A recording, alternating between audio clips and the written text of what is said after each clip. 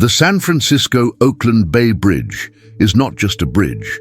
It is one of the most important infrastructure symbols in the United States and a vital artery for California's economy. Every day, hundreds of thousands of vehicles cross this structure, connecting San Francisco to the eastern side of the bay and linking financial centers, industrial areas, and entire communities. After the 1989 Loma Prieta earthquake, it became clear that the original eastern span of the bridge would not survive a future major seismic event. Authorities made a radical decision.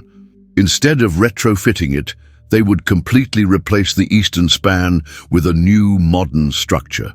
The official goal was ambitious: to build a bridge that would last at least 100 years, withstand severe earthquakes, and become a new icon of American engineering. The approved project promised everything modern engineering could deliver: cutting-edge technology, advanced materials, innovative design, and maximum safety. The new bridge would feature a self-anchored suspension system capable of absorbing massive forces without collapsing. To the public, it seemed like the perfect investment. Expensive, yes, but necessary and final. But from the very beginning, something started to go wrong. Costs, initially estimated at around $1 billion, began to rise rapidly.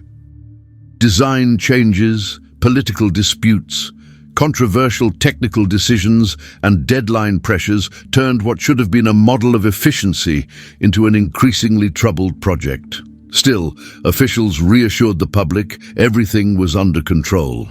If you enjoy real stories about massive projects that went wrong, subscribe now to the Wrong Project channel and leave a comment below. Does it make sense to spend billions on a single bridge? When the new eastern span finally opened in 2013, there was celebration, optimistic speeches, media coverage, and promises that the structure would stand for generations. But what no one imagined was that the countdown to failure had already begun. Less than 10 years later, engineers would discover flaws that should never exist in a project of this magnitude.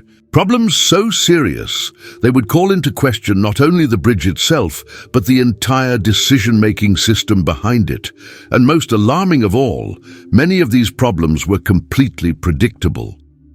Behind every major public infrastructure project lies a delicate balance between engineering, politics, and economic interests.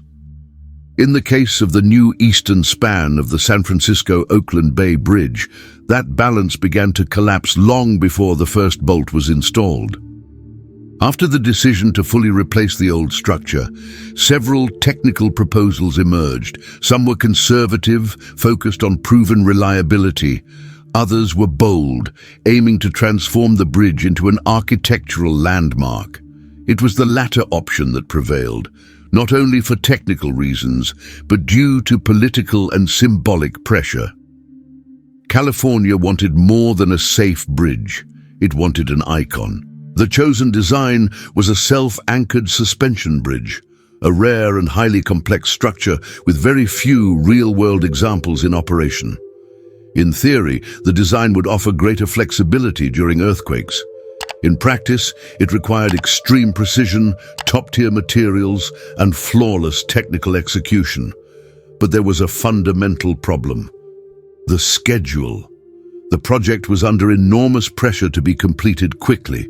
Every delay meant higher costs, public criticism, and escalating conflicts between state agencies, engineers, and politicians. To keep the timeline intact, critical decisions began to prioritize urgency over caution. Some testing phases were reduced. Certain material choices were driven by cost and availability rather than long-term performance. And technical warnings raised by experienced engineers were, in some cases, downplayed or ignored. At the same time, the budget spiraled out of control. The project cost jumped from roughly $1 billion to over $6 billion. Still, the official narrative remained optimistic. Authorities claimed the increase was justified by the project's complexity and assured the public that the bridge would remain safe and durable for a century. On the surface, everything looked like progress. Beneath it, the project was accumulating invisible flaws that wouldn't show up in inauguration photos but were literally embedded in the steel of the structure. Most concerning of all, many of the risks were already well known. Accelerated corrosion in marine environments, material fatigue under constant stress, and the difficulty of maintaining critical components were all well documented in civil engineering. Yet the project moved forward. This mix of aesthetic ambition, political urgency, and technical compromise created the perfect conditions for a silent disaster. A failure that wouldn't happen all at once, like a dramatic collapse, but slowly, bolt by bolt. And soon, the first warning signs would begin to surface. In September 2013, the new eastern span of the San Francisco-Oakland Bay Bridge was officially opened. To the public, it marked the end of decades of debate, endless construction, and billions of dollars spent. The bridge was finally complete, modern, imposing, and presented as one of the most earthquake-resistant structures in the world. Officials celebrated. Speeches praised innovation, seismic resilience, and the promise that the bridge would last at least a century. For drivers and residents, the feeling was relief. The old, vulnerable structure had been replaced. The problem seemed solved. Behind the scenes, however, reality was beginning to unfold very differently. Shortly after the opening, engineers involved in the project started noticing troubling signs in critical components of the structure. The most alarming issue involved massive steel bolts responsible for keeping essential parts of the bridge under constant tension. These bolts were central to the seismic system designed to absorb the energy of major earthquakes. What no one expected was that dozens of these bolts would begin to fail on their own, without the bridge experiencing any significant seismic event. The first failures occurred during routine testing.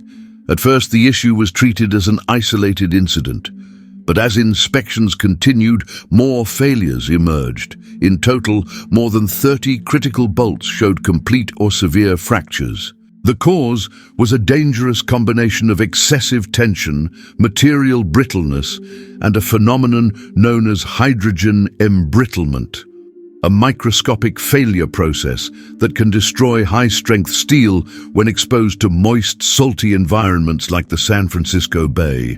This risk was well known in engineering. While ultra-high-strength steel can handle immense loads, it is also more vulnerable to this specific type of failure. Yet these components had been approved as safe for decades of service. The situation was serious, but the public was not immediately informed. For months, officials and engineers debated internally how to address the problem without causing panic or undermining confidence in the project. The bridge remained open while improvised solutions were explored. What was supposed to be a failure-proof structure was revealing a fundamental flaw. It was failing before nature even had a chance to test it. And worse problems were still ahead. When it became clear that critical bolts on the San Francisco-Oakland Bay Bridge were failing, authorities faced an unprecedented dilemma. The newly opened structure could not simply be shut down. Thousands of vehicles relied on it every day, and a full closure would cause economic and social chaos across the region. Yet keeping the bridge open meant living with a very real structural risk. The solution adopted was emergency-based and highly controversial. Engineers decided to install additional steel plates and apply a temporary reinforcement system to redistribute the loads that should have been carried by the defective bolts. In other words, a bridge designed to be permanent was being patched just years after opening. These interventions cost hundreds of millions of additional dollars and required complex overnight construction while traffic continued to flow above. Every adjustment had to be calculated with extreme care, as any mistake could further compromise the structure's integrity. Even so, the risks remained. The reinforcements were a stopgap measure, not a definitive fix. They bought time, but they did not eliminate the core problem. Essential components of the bridge had been improperly specified from the very beginning. Internally, technical reports began using alarming language. Terms like unacceptable, high risk, and reduced service life started appearing in documents never intended for a project of this scale. Most shocking to independent engineers was how absurd the situation seemed.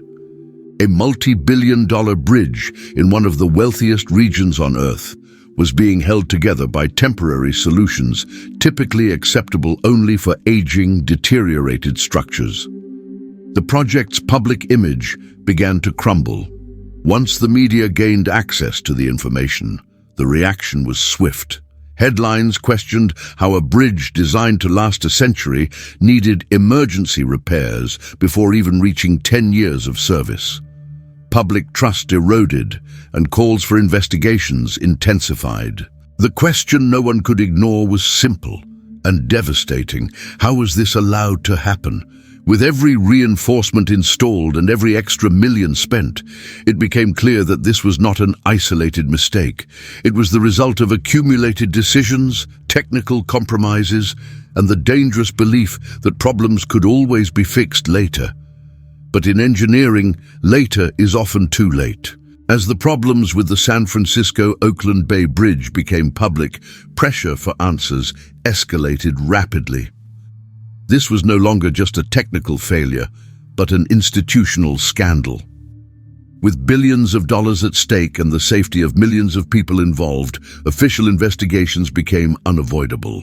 Independent commissions, technical audits, and government reports began dissecting every phase of the project, from design selection to material specifications, testing procedures, approvals, and final decisions. The goal was straightforward, yet difficult, to determine who was responsible. The problem was that in projects of this scale, accountability is rarely clear. Engineers pointed to managers pointed to suppliers. Suppliers claimed they had followed specifications exactly as required. Public agencies defended themselves by stating that all applicable standards had been met. The result was a classic blame-shifting game where no single party appeared directly responsible. Technical reports revealed something even more troubling. Many of the risks associated with high-strength bolts had already been raised during the design phase. Warnings about hydrogen embrittlement, accelerated corrosion, and long-term inspection challenges were documented internally. Yet those warnings did not prevent final approval. Instead, decision-makers relied on optimistic assumptions, limited testing, and the belief that any future issues could be addressed through maintenance. A dangerous logic when dealing with components that are extremely difficult to replace. Politically, admitting failure was nearly impossible. Acknowledging that a newly opened bridge had serious flaws would mean admitting public decision-making failures, justifying billions in additional spending, and facing public outrage. As a result, many official statements downplayed the severity of the situation, describing the issues as normal challenges of a complex project. Meanwhile, costs continued to rise. Between reinforcements, additional studies, technical fees, and operational disruptions, hundreds of millions of extra dollars were spent, without guaranteeing a permanent solution. For taxpayers, the feeling was unmistakable. The same problem was being paid for twice. What began as a technical error had evolved into a systemic failure. A textbook example of how small, ignored risks can multiply within bureaucratic systems until they become nearly impossible to fix. And one critical question remained: was the bridge truly safe? After the initial investigations and emergency fixes, one concern rose above all others: the bridge's real safety during a major earthquake. After all, the entire reason for replacing the eastern span was to create a structure capable of withstanding the next major seismic event in the San Francisco Bay Area. The problem was that no one could provide a simple answer. Officially, authorities maintained that the bridge was safe. Public reports stated that despite the identified issues, the structure still met minimum safety requirements. Behind the scenes, however, the tone was far more cautious.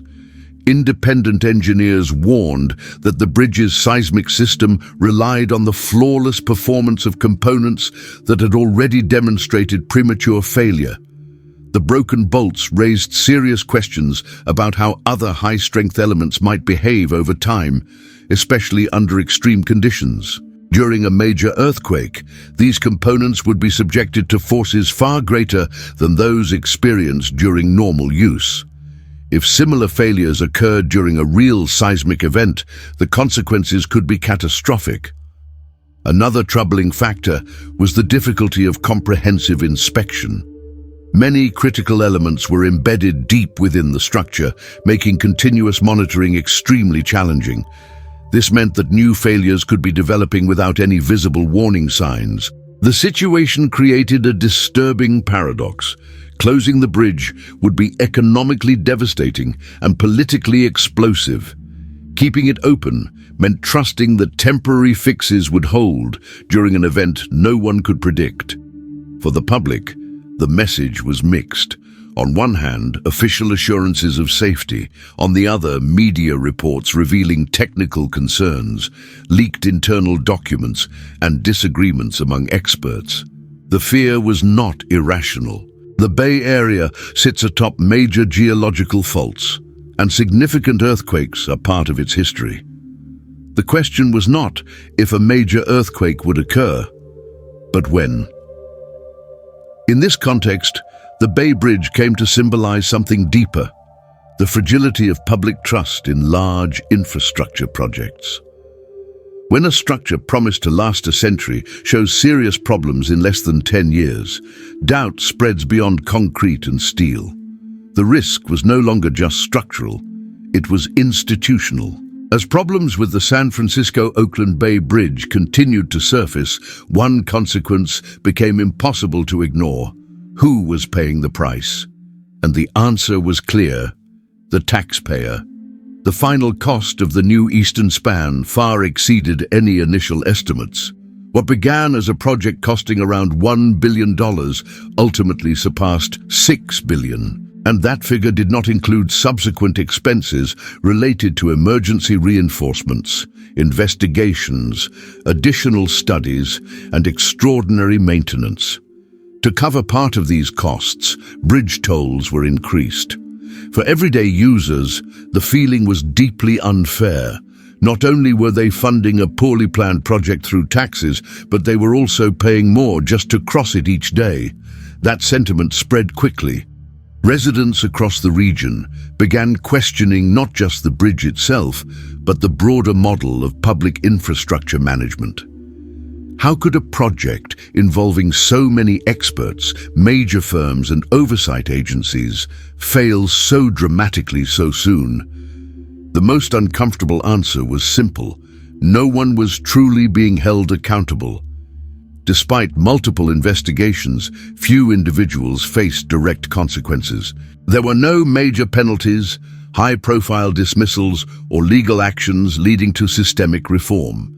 For many citizens, this reinforced the perception that large public projects operate within a system where billion-dollar mistakes rarely result in proportional accountability. Public trust began to erode. Each new report, every headline about additional costs, and every evasive statement from officials deepened public skepticism. The bridge, once meant to symbolize progress and safety, came to represent waste, institutional arrogance, and a lack of transparency.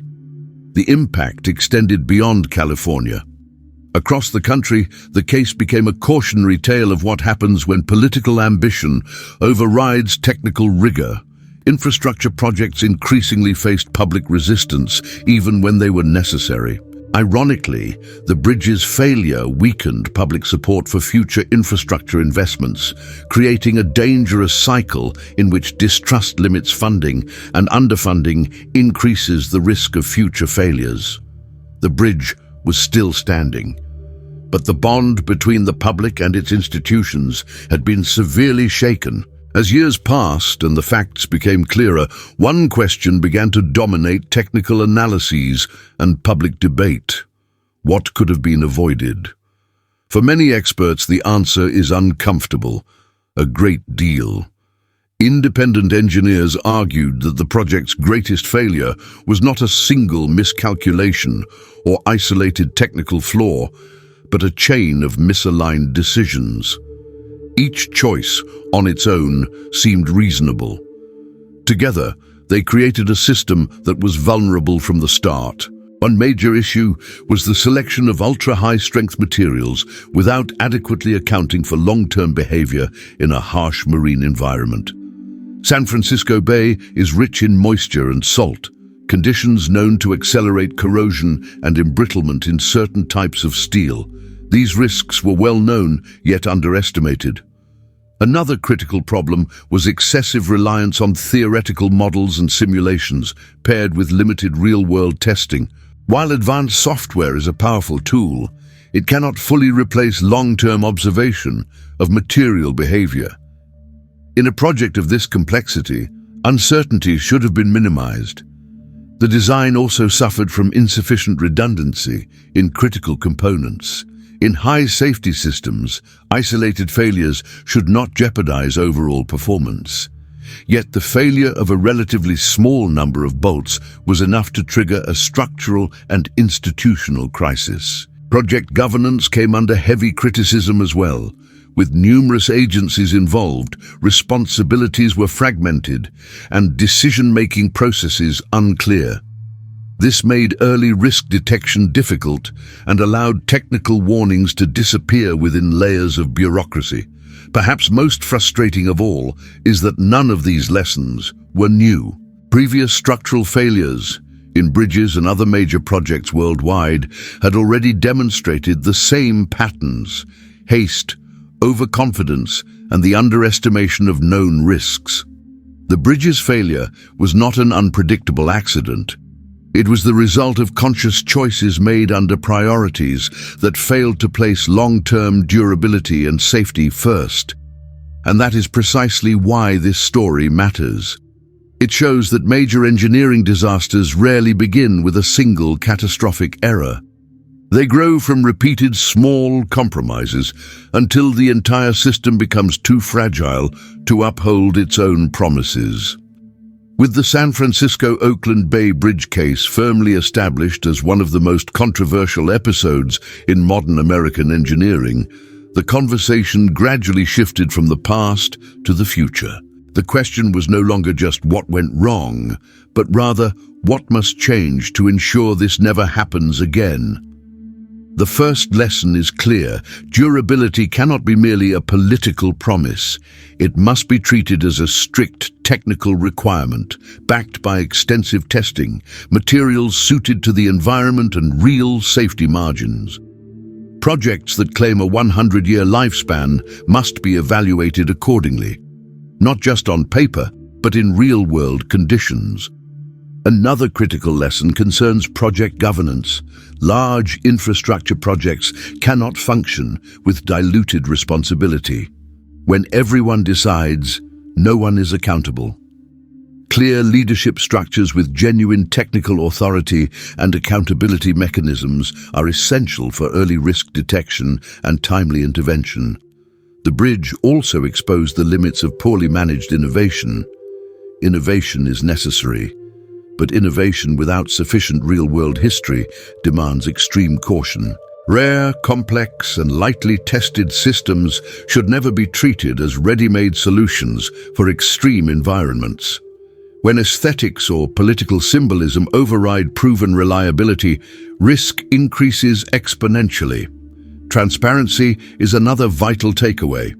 Had problems been communicated openly from the beginning, public debate could have occurred before the bridge opened, not after.